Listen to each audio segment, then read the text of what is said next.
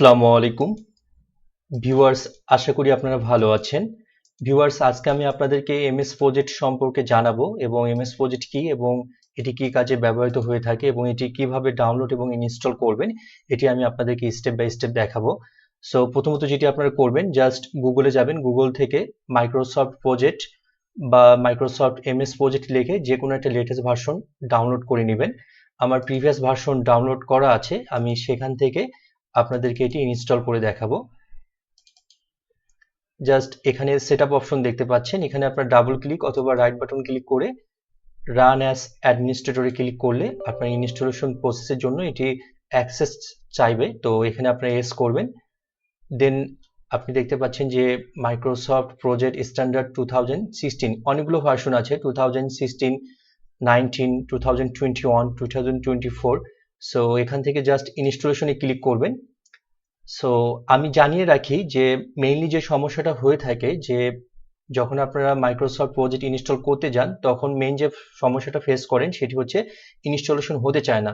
So এটি কেন হয়ে থাকে, যখন আপনি এটির ইনস্টলেশনের জন্য ক্লিক করেন তখন মাইক্রোসফটের যে কোনো সফটওয়্যার লাইক মাইক্রোসফট অফিস বা অফিস 365 এর যদি কোনো ভার্সন আপনার ল্যাপটপ বা ডেস্কটপে ইনস্টল করা থাকে তো সেক্ষেত্রে এটি ইনস্টলেশন নিতে চায় না। তো আপনি তখন যেটি করবেন যে আপনি মাইক্রোসফটের অফিস বা মাইক্রোসফট অফিস 365 এর যে ভার্সনটি ব্যবহার করছেন সেটি প্রথমে আপনি আনইনস্টল করবেন।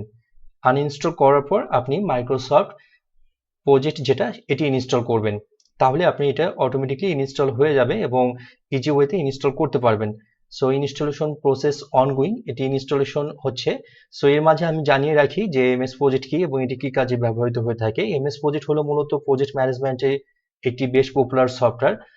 যে কোনো ধরনের প্রজেক্টকে ম্যানেজ করার জন্য এটি ব্যবহৃত হয়ে থাকে। প্রজেক্টের কাজের তালিকা, সময়, লোকবল, খরচ, প্রোগ্রেস ম্যানেজ করতে এটি ব্যবহৃত হয়ে থাকে। জ্ঞান চার্ট তৈরি করতে এটি ব্যবহৃত হয়ে থাকে। শিডিউলিং এবং টাইমলাইন তৈরি করতে এটি ব্যবহৃত হয়। কোন ব্যক্তি কোন কাজ করবে তা নির্ধারণ করে এই সফটওয়্যারের মাধ্যমে এবং কাজের ডেডলাইন এবং ডিউরেশন সেট করতে এটি ব্যবহৃত হয়ে থাকে। প্রজেক্টের কস্ট এবং বাজেট হিসাব রাখতে, সো যে কোনো ধরনের প্রজেক্টের কস্ট এবং বাজেট হিসাব করতে এটা আপনি ব্যবহার করতে পারবেন। প্রজেক্টের প্রোগ্রেস ট্র্যাকিং করতে এটি ব্যবহৃত হয়ে থাকে এবং প্রজেক্টের রিপোর্ট তৈরি করা যায় ইজিলি। এবং এটি কারা ব্যবহার করে থাকে, এটি মূলত কনস্ট্রাকশন কোম্পানি বা রিয়েল এস্টেট কোম্পানি বা প্রজেক্ট ম্যানেজমেন্টের সঙ্গে যারা জড়িত বা ইঞ্জিনিয়ারিং কোম্পানি, আইটি কোম্পানি, গভর্নমেন্টের প্রজেক্ট, ম্যানুফ্যাকচারিং কোম্পানি, এনজিও বা ডেভেলপমেন্ট প্রজেক্টের ক্ষেত্রে যারা কাজ করে থাকেন তারা এই সফটওয়্যারটি ইউজ করে থাকেন এবং এটি বেশ প্রচলিত একটি সফটওয়্যার এবং বহুল ব্যবহৃত।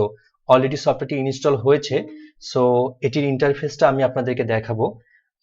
আমি আগেই বলেছিলাম যে এটি বেশ প্রচলিত এবং পপুলার একটি সফটওয়্যার যার মাধ্যমে আপনি যে কোনো ধরনের প্রজেক্টে শিডিউলিং করতে পারবেন।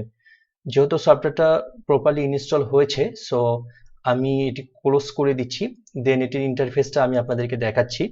প্রথমে যেটি আপনারা করবেন, জাস্ট সার্চ অপশনে যে আপনারা প্রজেক্ট লিখবেন।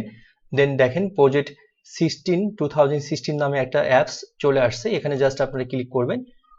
দেন সফটওয়্যারটার ইন্টারফেসটা ওপেন হবে। হোপফুলি সফটওয়্যারটা প্রপারলি ইনস্টল হয়েছে। সো আমি ইন্টারফেসটা আপনাদেরকে দেখাচ্ছি। দেখেন অলরেডি একটা প্রজেক্টের ইন্টারফেস চলে আসছে।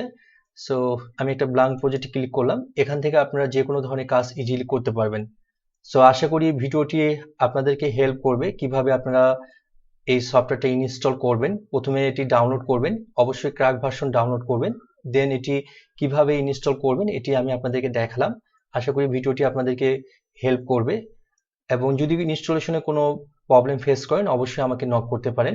যদি ভিডিওটি ভালো লেগে থাকে অবশ্যই চ্যানেলটি লাইক অ্যান্ড সাবস্ক্রাইব করবেন। ধন্যবাদ। আসসালামু আলাইকুম।